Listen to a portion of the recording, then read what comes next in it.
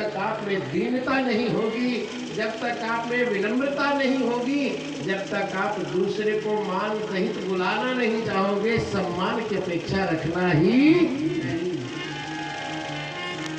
ये तर्जनी का निषेध है कि नहीं है? अब ये दूसरी मध्यमा, मध्यमा का ग्रहों के आधार से इसे शनि, इसी के नीचे ही शनि पर्वत है, तो इसमें शनि दोष के लिए मुद्रिका इत्यादि धारण करने का विधान है। लेकिन श्राद्ध के समय इन उंगलियों से श्राद्ध में ब्राह्मण को तिलक किया जाता है। लेकिन अब ये अनामिका है, लेकिन अनामिका हर जगह इसका स्पर्श है, ये अनामिका का स्पर्श है। इसी को मस्तक पे सन्यासीगण की चुटकी मार के तिलक लगा के करें तो यही विजय श्री कह दिया जाता है। और अगर इसी कर्णिका को, ये सबसे छोटी उंगली है, ऐसे देखें तो ये 5 उंगलियां आपके 5 तत्वों के द्योतक है। क्षिति जल पावक गगन समीर, इनके द्योतक हैं 5 उंगलियां भी। लेकिन कर्णिका को आदि शक्ति का स्वरूप माना गया है। इसीलिए जब आप विवाह में सिंदूर भरते हो तो समय बदल गया, सिक्के से भरने लगे लोग, दुनिया कहाँ रहेगी। लेकिन स्त्री के श्रृंगार करने के समय पे, सिंदूर भरने के समय इस कर्णिका का और अंगुष्ठा का समावेश ऐसा करना चाहिए, क्योंकि ये शक्ति और ये शिव का द्योतक माना गया है। और वैवाहिक जीवन में प्रकृति, परमात्मा, शिव और शक्ति का ही समावेश माना जाता है। अस्तु बिना शक्ति के कोई कार्य संपन्न हो ही नहीं सकता। भगवान ने ऐसे श्रीमद्, बड़ी रोचक चीज बताऊंगा आपको, 18,000 श्लोक पढ़ लेना। सिर्फ मंगलाचरण में स्तुति में एक जगह आता है राधा भक्ति हरि ज्ञानम। उसके बाद संपूर्ण श्रीमद् भागवत महापुराण में एक बार भी राधा शब्द का उल्लेख है ही नहीं, कहीं से कहीं तक। लेकिन फिर भी संपूर्ण श्रीमद् भागवत राधामय है। इसका मतलब भाव की महत्वता है कि शब्द के स्वरूप में तो राधा नहीं है, लेकिन जो राधा है वही कृष्ण है और जो कृष्ण है वही राधा है। इसलिए भाव स्वरूप में संपूर्ण श्रीमद् भागवत महापुराण राधा कृष्ण में माना जाता है। बोलिए गोपाल की जय हो। गोवर्धन धारण में हमें सीखना है कि कोई सामाजिक कार्य हो, कोई धार्मिक अनुष्ठान हो, अगर एक छोटा व्यक्ति भी प्रयास करे तो यथाशक्ति कथा भक्ति हर व्यक्ति को उसके सहयोग में लग जाना चाहिए। ये हमारे परमात्मा ने गोवर्धन धारण करके सिखाया। थोड़ा बात बहन की आवाज और हल्की करिए। हाँ, कर्णप्रिय लगे लोगों को ज्यादा। गोवर्धन धारण किया भगवान ने। जब गोवर्धन धारण कर लिया तो आपस में चर्चा चलने लगी। शास्त्र कहते हैं महाराज कि सूरत से कीरत बड़ी जो बिना पंख लिया। सूरत देखने से तो आप परिचय कर लेंगे, लेकिन जिसकी कीर्ति से ही परिचय हो जाए उसे परमात्मा की कृपा। आज ब्रज में बैठकर सारे ग्वाल वाले नंद बाबा समेत एक दूसरे से चर्चा कर रहे हैं। अगर मेरा कन्हैया नहीं होता तो आज क्या होता? अगर मेरा कन्हैया नहीं होता तो कैसे कालिदास से कालिया नाग का दमन होता,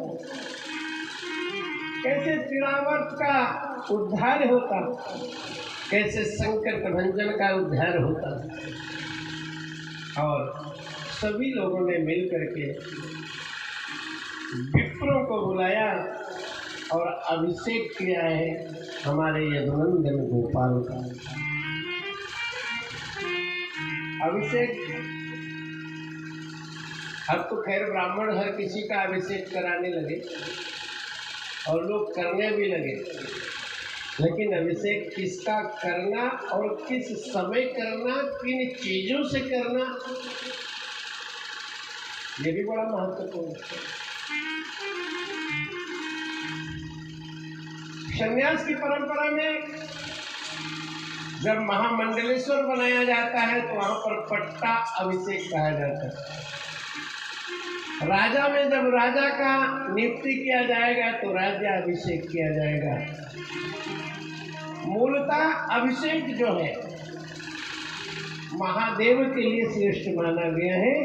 जहां कहा जाता है कि रुद्र अभिषेक। अब महादेव ही एक ऐसे देवता हैं जिनका सकल और निष्कल दोनों रूप में पूजा होता है, बाकी देवताओं का नहीं होता। अभिषेक करने समय में आप पंचामृत से स्नान करते हैं, दुग्ध से करते हैं, पंच वनस्पतियों से करते हैं। जैसे प्राण प्रतिष्ठा में पुष्टि हवन भी होना है, पुष्टि भी होना है, सर्व औषधि। यहाँ तक कि कलश जो आप स्थापित करते हैं ना, वहाँ पे भी सप्त मातृका के साथ सर्व औषधियों का भी भाव है। लेकिन अब पंडित जी लिखे सामान तो यजमान का है, महाराज इतने काम चला लो, पंचरत्न कहाँ चला।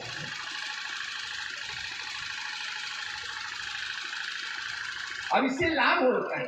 अगर आप स्नान में दूध डाल के स्नान करते हैं, स्नान में दूध डाल के स्नान करते हैं तो नकारात्मक ऊर्जा क्षीण होती है।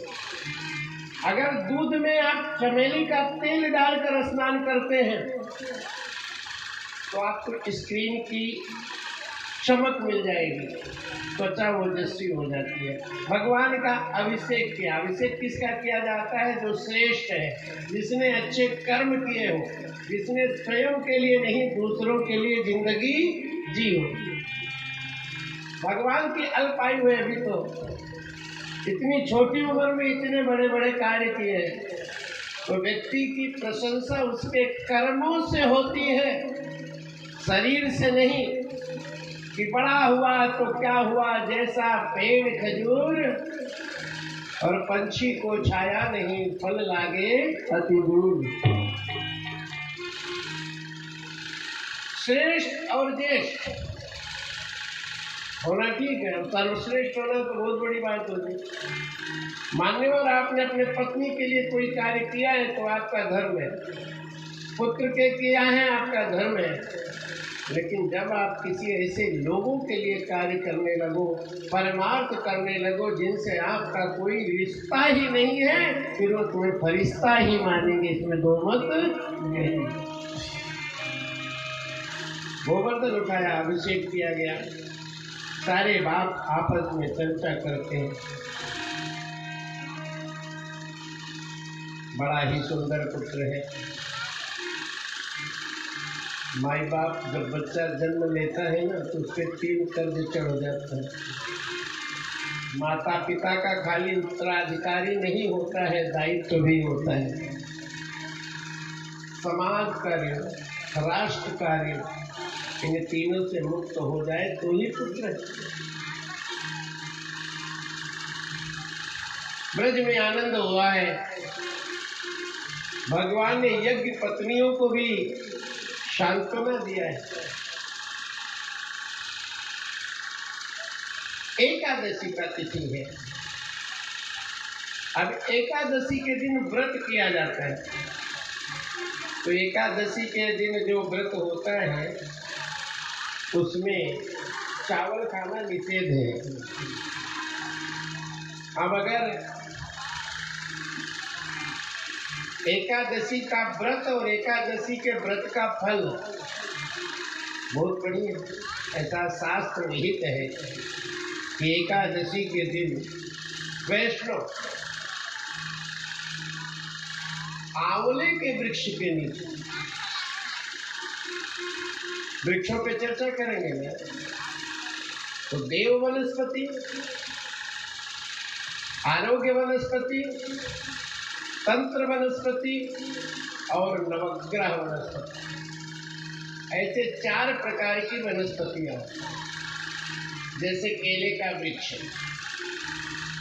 अब इसकी गणना देव वनस्पति में भी है और नवग्रह वनस्पति में भी है। हम मान लीजिए किसी का गुरु नीच का है, अब आचार्य जी ने कहा भाई पुखराज धारण कर लो। अब पुखराज तो बहुत महंगा मिलेगा, अब पुखराज भी नहीं हो तो कहेंगे एडी सुनहला ले लो। महाराज वो भी नहीं है। तो ऐसा है, शास्त्र सम्मत पुष्य नक्षत्र में आवाहन करके अगर कदली के जड़ों को उसी प्रक्रिया से धारण कर दिया जाए और व्यक्ति का केले से तुला दान कर दिया जाए तो वही फल मिलता है जो पुष्यराज से। ये दोस्तों,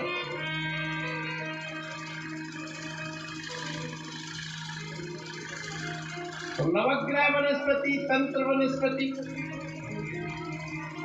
आरोग्य वनस्पतियों का अभिभाव है।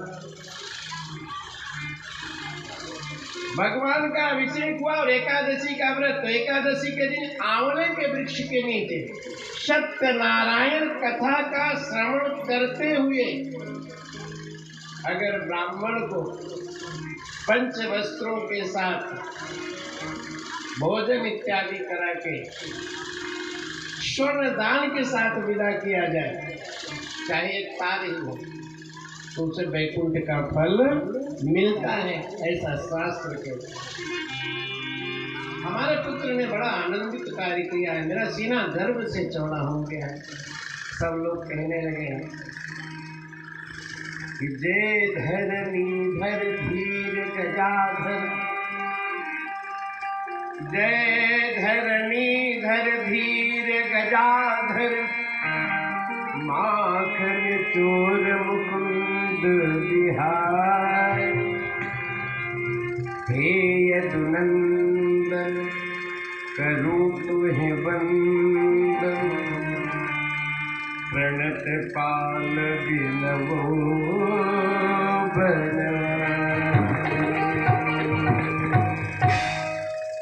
भगवान की जयकार कर रहे हैं।